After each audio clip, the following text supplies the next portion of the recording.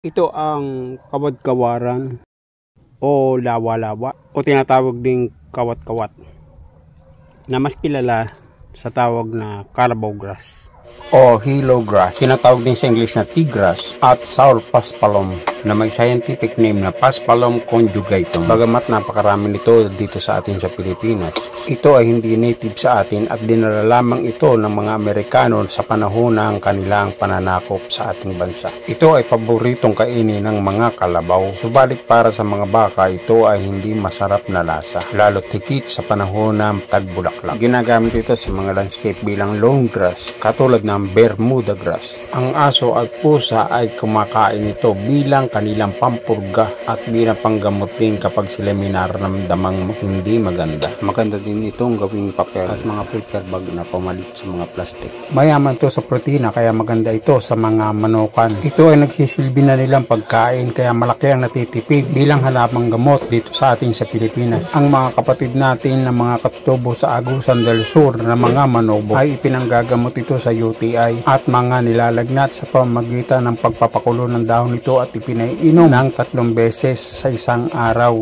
Ipinanggagamot din ito ng ating mga nununo sa mga nagtatae sa pamamagitan ng pagpapainom ng sariwang nilagang ugat nito. Sa Malaysia, ang batang dahon nito ay dinitiktik at ipinangtatapal sa mga sugat. Sa Africa, ang mga dahon nito ay pinanggagamot sa mga taong nangihina, mga sakit sa baga, may problema sa sikmura at nilalagnat. Ang ugat naman ay pinanggagamot sa dysentery at maging sa diarrhea. Subalit ito ay nagtataglay ng lason na cyanogenic glycosides na sa oras na masobrahan ang paggamit nito na ipinapasok sa katawan ng tao na hindi pinroseso at kinain na hilaw. Ito ay hindi na magiging gamot kundi ito'y magiging ng lason sa katawan. Ang lasong cyanide ay nakikita din sa ibang mga halaman tulad ng kamuting kahoy o kasaba, sorghum, almond at maging sa labong ng kawayan na sa oras na naluto ng ayos, ito ay nawawala na ang lason. Sa kasulukuyang pag-aaral, ito ay nagtataglay ng hypoglycemic na nakakatulong sa pagpababa ng blood sugar ng tao.